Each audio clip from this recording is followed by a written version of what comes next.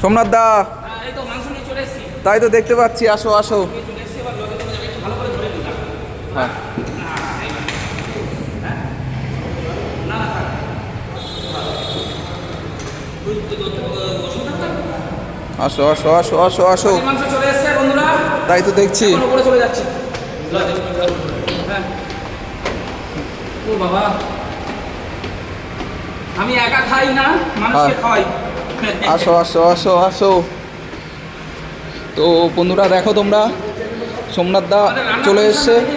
হ্যাঁ, চলো দেখাবো, রান্নার জায়গা দেখাবো। দেখো, এই একটা আর এই একটা।